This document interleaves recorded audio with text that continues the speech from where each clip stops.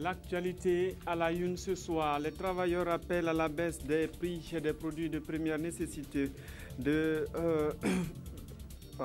au traitement des dossiers judiciaires et à la réforme du système LMD. La plateforme a été remise ce matin au ministre en charge du Travail au bout d'une journée de protestation qui a débuté à la place de la Révolution. Le Conseil citoyen pour le suivi de la transition donne 11 sur 20 à la transition pour ces 4 mois de gestion des affaires. Le Conseil a décelé des failles et propose des solutions pour le recadrage. Les responsables ont rencontré la presse, vous les entendrez dans ce journal. Le Burkina, invité d'honneur de la foire africaine de Paris, les organisateurs déroulent un tapis d'honneur au pays des hommes intègres pour la qualité de son karité, recherché par les meilleures entreprises du monde. Bonsoir à tous et merci de suivre le 20h de la télévision du Burkina. Au lieu de la fête, c'était plutôt une journée de protestation et de revendication. Les travailleurs se sont retrouvés place de la Révolution. Ils sont ensuite allés remettre une plateforme revendicative au gouvernement au bon soin du ministre Augustin Loada. Le LMD, la baisse des prix des denrées alimentaires, les dossiers judiciaires et bien sûr les salaires sont inscrits dans cette plateforme à minima, selon les responsables syndicaux. Aboubakar Sagnon. Réunis à la place de la Révolution ce 1er mai pour célébrer la fête du travail, les centrales syndicales se disent conscientes du fait que le Burkina Faso est dans un contexte sociopolitique et économique particulier. Mais ni la transition ni l'austérité ne doivent occulter la lutte pour l'amélioration des conditions de vie des travailleurs. Comme cela est de coutume, elles ont remis leur cahier de doléances au ministre de la Fonction publique, du Travail et de la Sécurité sociale avant d'entamer une marche dans certaines artères de la capitale burkinabé. Les centrales syndicales disent attacher du prix à cette plateforme minima au regard du fait que les plateformes déposées en 2013 et en 2014 n'ont pas été examinées. Le problème de LMD se pose avec acuité et il va falloir résoudre ça pour permettre aux universitaires de savoir véritablement où aller. Ensuite, il y a bien sûr les prix des denrées alimentaires, les prix des produits de première nécessité. Il va falloir que l'État puisse revoir cela et véritablement contrôler les prix sur le terrain. Il y a également les décisions de justice. Nous sommes dans un pays démocratique. Nous ne pouvons pas accepter que des entreprises viennent dicter leurs lois chez nous. C'est également voir du côté des salaires pour que les travailleurs puissent en tout cas améliorer leurs conditions de vie et de travail. Lutte contre l'impunité, baisse du prix des hydrocarbures, non à la vie chère, ce sont entre autres les slogans scandés par les marcheurs. On attend afin que le gouvernement puisse se pencher réellement sur nos préoccupations afin de pouvoir nous satisfaire et qu'ensemble on puisse quand même améliorer nos conditions de vie et de travail. Pour le gouvernement, les revendications des travailleurs seront examinées et des réponses seront données en fonction des possibilités de l'État. Ce gouvernement qui est issu de l'insurrection comprend effectivement les préoccupations des travailleurs. Vous savez bien combien le contexte économique et financier dans lequel nous travaillons aujourd'hui, c'est un contexte qui est extrêmement difficile, avec des tensions de trésorerie. Nous allons faire le maximum de ce que nous pouvons en fonction de ce que ce contexte économique et financier particulier nous permet de faire.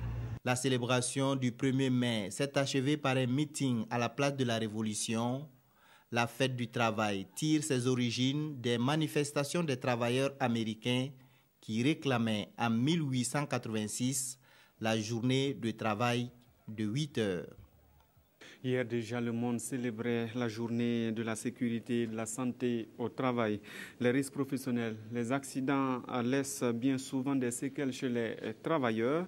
Au Burkina, cette commémoration a pris les allures d'une rencontre de témoignages. Selon le Bureau international de travail, 6 000 personnes décèdent par jour au travail. Nathalie Kaouri. Selon le ministère en charge du travail, les risques professionnels sont omniprésents et les accidents de travail se constatent chaque jour au Burkina Faso. L'un des cas récents est cet ouvrier qui a perdu la vie le 21 avril dernier dans l'éboulement d'un immeuble à Ouagadougou. Et ceux qui échappent à la mort dans un accident de travail se retrouvent très souvent avec des séquelles graves. Je travaille dans une usine et un soulèvement des rouleaux, certainement c'est une mauvaise position. Et voilà, mes restes sont craqués. Si je pense que au moins ça va mieux, je peux me débrouiller pour parce que sans la palette, je ne peux pas. Bon, j'étais butiné par une machine Caterpillar. Bon, je suis monté au niveau du système, je me suis glissé tombé en bas. Et voilà maintenant, il m'a monté dessus. Chaque jour, 6400 personnes meurent des suites d'un accident de travail, selon le Bureau international du travail. Les risques et les dangers sont inhérents aux activités des entreprises. Pour cela, les autorités en charge du travail et de la sécurité sociale invitent les employeurs à asseoir une culture de la prévention des risques professionnels. Quant aux travailleurs, dans le cadre de ces journées consacrées à leur sécurité et à leur santé, ils ont été invités à instaurer des comités de sécurité et de santé au travail. Ils pourront ainsi identifier les meilleurs moyens de prévention et d'application des règles relatives. Ce d'autant plus que toute personne travaille pour gagner sa vie et non pour la perdre. Ce ne seront pas des accidents de travail, mais beaucoup plus les risques de boycott des assises criminelles par le barreau, qui a obligé au report censé se tenir du 4 mai au 26 juin 2015. Elles ont été reportées suite à un quiproquo selon le ministère de la Justice.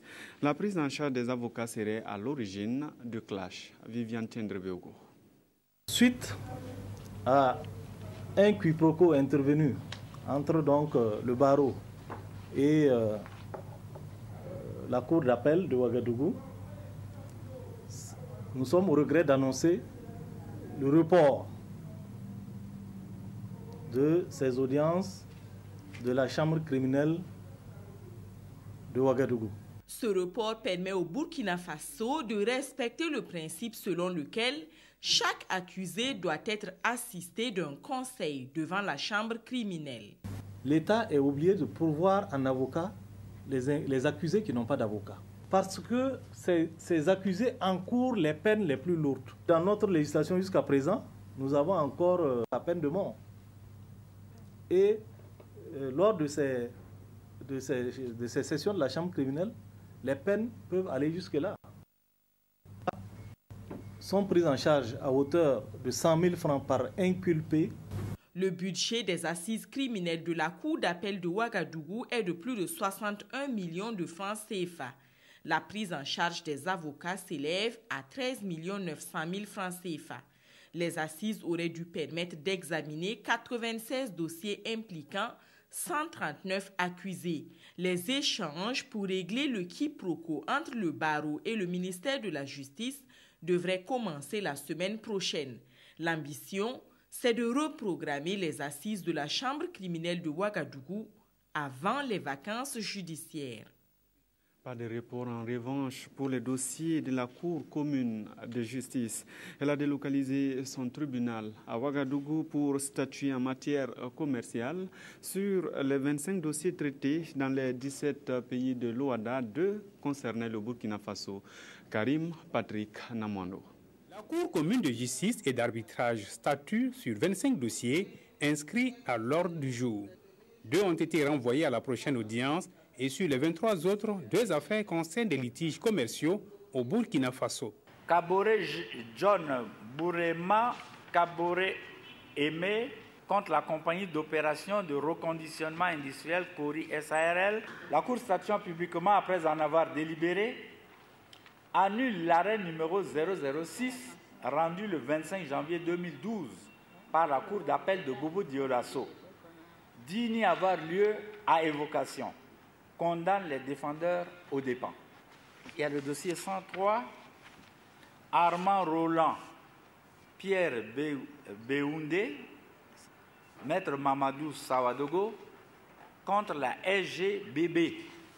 La Cour, après en avoir délibéré, statuant publiquement, se déclare compétente et rejette le pourvoi formé par M. Béoundé Armand Roland Pierre, le condamne aux dépens. Sur les dossiers concernant les autres pays membres de l'Organisation pour l'harmonisation du droit des affaires en Afrique, OHADA, la Cour a prononcé des décisions de cassation, de rejet, d'incompétence et d'annulation.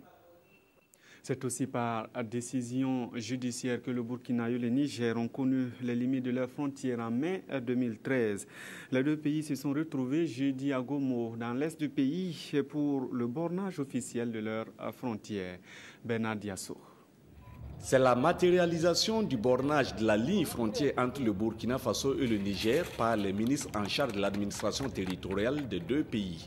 Un acte qui fait suite au verdict de la Cour internationale de justice en date du 16 avril 2013, soldant ainsi définitivement le litige frontalier entre nos deux pays. De l'avis de Joséphine Kouara Apiou-Kaboré, présidente de la commission technique mixte d'abordement du Burkina, dans le département de Falagountou où a lieu cette cérémonie, le Burkina Faso perd 4 villages, quelques hameaux de culture, soit une superficie d'environ 277 km². Une décision de justice qu'apprécient tant bien que mal les populations situées de part et d'autre de la frontière. Moi, personnellement, je ne trouve pas d'inconvénient dans ça, parce que c'est la même famille. Nous avions nos parents au Niger, les Nigériens ont leurs parents au Burkina. Nous l'habitons à Burkina. C'est l'État burkinabé qui nous commande. Mais maintenant, il est dit nous sommes Nigériens. Nous ne sommes pas contents. Parce qu'actuellement, il y a de notre sang à Niger. Maintenant, le Niger va venir dire on va soulever dans notre sang. Nous aussi, on n'est pas contents ça. Parce que nous sommes nés dans le Burkina. Maintenant, notre sang là, même nous déménager, aller quelque part, est-ce que nous va gagner notre sang là? Le ministre de l'administration territoriale, de la décentralisation et de la sécurité du Burkina et son homologue appellent les populations à la cohésion dans le vivre ensemble. De ce point de vue-là, la frontière ne saurait constituer une barrière et devrait être plutôt un instrument d'intégration de ces deux populations. Aujourd'hui, les frontières étant connues, ça permet de s'occuper d'autres choses, de s'occuper de l'intégration, de s'occuper du rapprochement entre nos peuples, de la construction de notre communauté commune. Donc voilà l'intérêt de ce bornage-là, donc loin de nous séparer. Notre pays et la République du Bénin vont saisir bientôt la Cour internationale de justice pour un litige similaire sur la localité de Koualou. Il n'y a aucun différent entre le Burkina et l'Union européenne. C'est plutôt une coopération qui marche bien. Le secrétariat technique du programme socio-économique d'urgence de la transition veut en profiter. L'équipe de coordination a présenté le projet à une délégation des 28 en espérant avoir une contribution. Aruna Maré, explication. D'un coût estimé à 25 milliards de francs CFA, le programme socio-économique d'urgence de la transition PSUT est un programme multisectoriel bâti sur 4 axes. Il s'agit entre autres du soutien aux initiatives des jeunes et des femmes, de l'accroissement de l'offre éducative et sanitaire. Ce face-à-face entre la délégation de l'Union européenne et le secrétariat technique du programme se veut une rencontre pédagogique. Avant de reçu la délégation de l'Union européenne,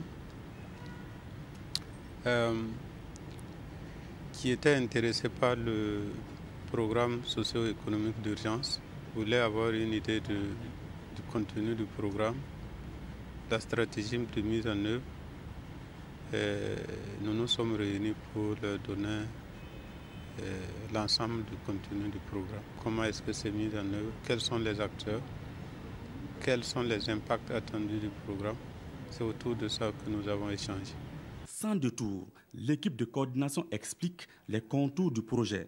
Un projet financé, selon le gouvernement, par la réduction du train de vie de l'État. Le PSUT devrait permettre également de financer 10 000 micro-entreprises et de générer 30 000 emplois. Dans la conduite de cette transition, justement, le Conseil citoyen pour le suivi voit des failles. Ces membres citent la feuille de route pas claire, le cumul des postes, l'absence d'une déclaration de politique générale. Émile Paris et ses compagnons ont fait des propositions. Bouma Ernest Nebié. Dans leur rapport d'analyse, les responsables du Conseil citoyen pour le suivi de la transition et la révolution d'octobre COSISTRO dénoncent des failles dans la gestion de la transition. Les tâtonnements persistants jusqu'à aujourd'hui, 4 mois après donc la transition, montrent les insuffisances gouvernementales. La feuille de route n'est pas claire. On n'observe aucune visibilité de l'action gouvernementale.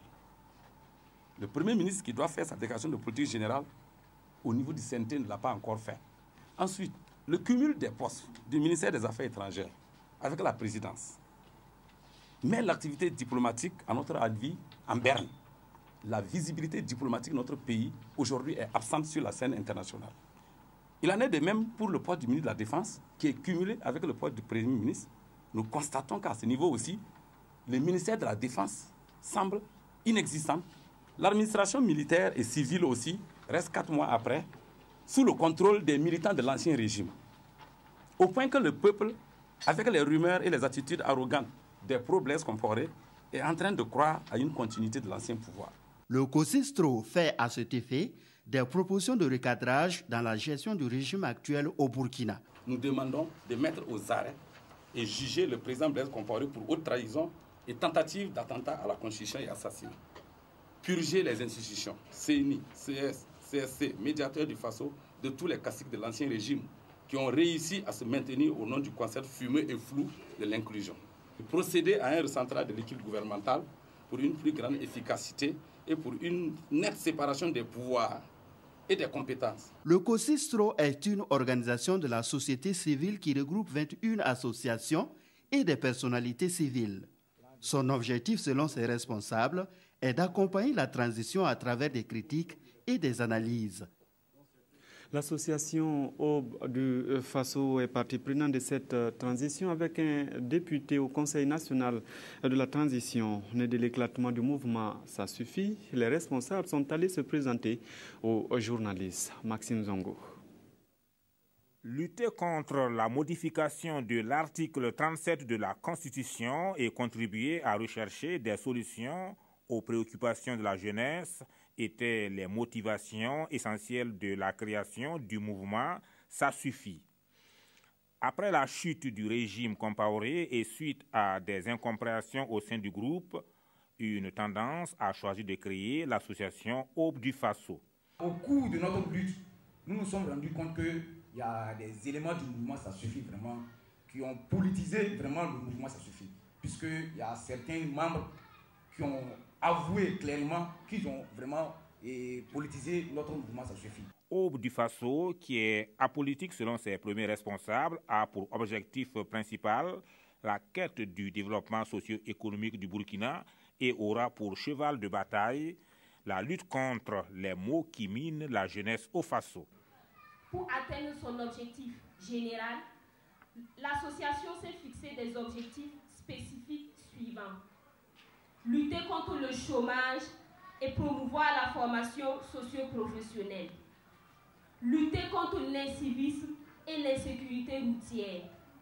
Promouvoir l'informatique et les technologies de l'information et de la communication. Promouvoir l'épanouissement économique, social des femmes de notre pays.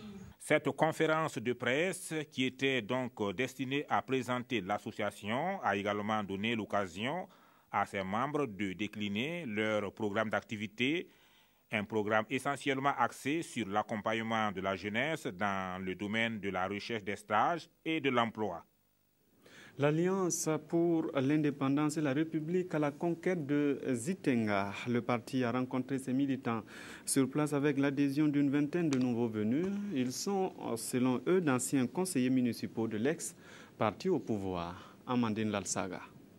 Le bureau exécutif de l'AG, l'Alliance des jeunes pour l'indépendance et la République, présente à ses militants de Zitenga, un village de Zignaré, les nouveaux adhérents du parti. Ce sont des démissionnaires du CDP, le Congrès pour la démocratie et le progrès. Oui, vous avez des démissionnaires, et non des moindres, vous avez des gens qui ont été, pour la plupart, conseillers municipaux au niveau donc, de l'ex-parti au pouvoir. Vous avez des gens qui ont été au niveau de la section provinciale des responsables de haut niveau, qui ont rejoint le parti. Et c'est une déferlante qui se prépare au niveau donc, du parti pour rejoindre AG. Au cours de cette assemblée générale, la notion de croissance transformatrice, un concept prôné par le parti, a été expliqué aux militants. Il est important que la participation de la jeunesse soit conçue dans le sens où c'est un vecteur important pour permettre donc au Burkina Faso d'augmenter son niveau de productivité. Et c'est comme ça aussi que les richesses se créent et c'est comme ça qu'on peut atteindre des niveaux de croissance qui sont des niveaux de croissance qui peuvent nous permettre de changer véritablement le quotidien des Burkinabés. Après Zitenga, l'Agir ambitionne toucher tous les villages de Zignari. À travers cette démarche, le parti souhaite élargir sa base électorale dans l'Oubri-Tenga. De leur côté, les femmes du mouvement du peuple pour le progrès sont en convention à Bobo-Dioulasso. Elles réfléchissent sur leur contribution à la lutte pour l'alternance et la démocratie. Elles ont le soutien des premiers responsables du parti, Ali Traoré. Pour cette toute première convention nationale des femmes du MPP depuis sa création, elles n'ont pas marchandé leur participation. Venues des 45 provinces du Burkina et également du Mali, du Niger, du Ghana, de la Côte d'Ivoire et du Cameroun, ces milliers de femmes ont investi la maison de la culture de Bobo-Dioulasso pour réfléchir sur leur contribution à la promotion de la démocratie. Il convient de faire de 2015 une année de consolidation des acquis démocratiques. L'engagement des militantes et militants va être poursuivi pour écrire une nouvelle page de l'histoire de notre pays. À cette cérémonie d'ouverture, les femmes avaient à leur côté les premiers responsables du Parti du Soleil Levant. Des responsables qui pensent que l'autre moitié du ciel a un grand rôle à jouer dans la vie du mouvement du peuple pour le progrès. La Convention nationale de l'Union nationale des femmes, du mouvement du peuple pour le progrès, qui s'ouvre cet après-midi dans la main située de notre capital économique, est assurément un plan fort dans la vie de notre grand parti. Elle intervient à un moment particulier de la vie nationale, où le peuple burkinabé vient de marquer un nouveau point précis dans sa volonté de changement, en adoptant un code électoral qui met chacun des acteurs politiques devant ses responsabilités. Du haut de la tribune, les représentantes de certains partis politiques des pays voisins ont réaffirmé leur soutien au MPP. Elles ont par ailleurs invité ces femmes à s'inscrire sur les listes électorales en vue d'une victoire en octobre 2015. L'apport de ces acteurs politiques est attendu pour équilibrer l'écosystème. C'est l'objectif du ministère de la Recherche scientifique qui rencontre les décideurs politiques à Ouagadougou. Un projet de loi est en préparation pour conserver la nature qui compte pour 70% des recettes et emploie 90% de la population. Explication, Abdel Aziz Yagibou. La réussite du pari d'une sécurité alimentaire durable au Burkina l'exige. Les ressources phytogénétiques agricoles doivent être protégées de l'action de l'homme et de la nature, parfois hostiles. C'est une des recommandations fortes du traité international irrelatif adopté par la conférence de la FAO en 2011. Traité dont le contenu est peu connu de plusieurs acteurs nationaux intervenant dans les domaines de l'agriculture et de l'environnement, tels ces décideurs. Réunis par le ministère de la Recherche scientifique, ils devraient sortir de cette séance d'information et de sensibilisation apte à mieux traiter les questions liées à la conservation des ressources phytogénétiques. Nous avons commencé avec les médias, les journalistes. Ensuite, nous avons passé ces messages à l'endroit des scientifiques, à savoir les chercheurs, les anciens chercheurs et les doctorants. Et ensuite, nous avons travaillé sur une loi que nous allons proposer bientôt. Et aujourd'hui, nous sommes en train justement d'engager cette information et cette sensibilisation à l'endroit des décideurs politiques et acteurs gouvernementaux, car ces gens ne peuvent pas prendre des décisions importantes s'ils ne sont pas bien imprégnés des enjeux que sont les ressources phytogénétiques pour l'alimentation et l'agriculture. Utiles à l'alimentation mais aussi au maintien de la biodiversité, les ressources phytogénétiques constituent un véritable atout pour le développement du secteur rural. Un secteur qui fournit 70% des recettes d'exportation totale et emploie près de 85% de la population active du pays. Et c'est de ce secteur que la Foire africaine de Paris, qui se tiendra du 5 au 7 juin prochain, va parler. Le Burkina est l'invité d'honneur de cette rencontre d'échange entre participants qui viennent du monde entier. Et pour cause, il produit la meilleure qualité du monde, selon les organisateurs qui ont rencontré les journalistes à Ouagadougou. Abdel Aziz Yagibou. Après 3 éditions, avec à la clé des succès selon les promoteurs, la Foire africaine de Paris revient cette année avec des particularités. Prévue pour se tenir du 5 au 7 juin prochain sur l'espace Champéry en plein cœur de Paris, l'événement reçoit le Burkina comme pays invité d'honneur. C'est un salon à caractère commercial, culturel, social et festif dont l'ambition est de rapprocher annuellement Africains, Européens et autres partenaires des pays d'Afrique pour des échanges fructueux. Burkina produit le meilleur beurre de karité au monde. L'Oréal en utilise, mais L'Oréal ne parlera jamais de la provenance du beurre de karité du Burkina Faso. Il n'y a qu'à travers des foires comme celle qu'on organise en Europe, avec des agents économiques burkinabés, qui pourront parler un peu de la provenance du beurre de karité. Vous aviez des concerts, vous avez des défilés de mode, le grand Pathé qui est connu internationalement. Je ne sais pas si vous êtes au courant, mais Pathé, c'est lui qui habillait Nelson Mandela en son temps. C'est un grand couturier, mais qui sillonne seulement l'Afrique. Avec le choix du président du conseil d'administration de Télécel Faso, Apollinaire Compaoré, pour parrainer l'événement, c'est le Burkina tout entier qui sera à l'honneur sur l'espace Champéry de Paris en juin prochain. Vous avez un opérateur économique comme M. Apollinaire Compaoré, qui est parti de rien du tout, mais qui est aujourd'hui à la tête d'un grand groupe qu'on appelle le groupe Planor sur le plan international. Donc le Burkina est à l'honneur, Apollinaire Compaoré est à l'honneur, tous les Burkinabés sont à l'honneur. La Foire africaine de Paris édition 2015 se veut une vitrine pour les pays attendus tels le Burkina, pays invité d'honneur, pour dévoiler leurs richesses culturelles, mais aussi pour repositionner au plan international leur tourisme et leur PME. La mode, la gastronomie, la littérature et le cinéma occupent une bonne position parmi les activités au programme de la foire. En attendant cette foire, c'est le festival Jazz Awaga qui se déroule actuellement au Burkina sur le thème musique et citoyenneté. L'innovation majeure cette année, c'est l'invitation des troupes traditionnelles, une soirée culturelle dénommée Racinaïté, aussi initiée. Aruna Mari.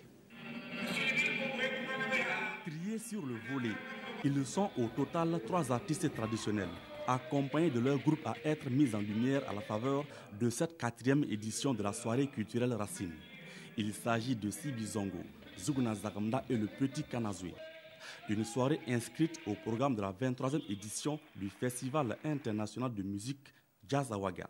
On a initié ce qu'on appelle la soirée Roots Racine pour permettre l'émergence de groupes traditionnels burkinabés, pour permettre que des groupes qui n'ont pas l'occasion de jouer sur des scènes professionnelles et internationales, de prester et de montrer que quelque part, cette musique qui est intemporelle et qui est universelle trouve sa source dans les racines et dans le roots. Cette soirée aura permis au public de voyager dans le temps à travers la mélodie mais aussi la danse traditionnelle.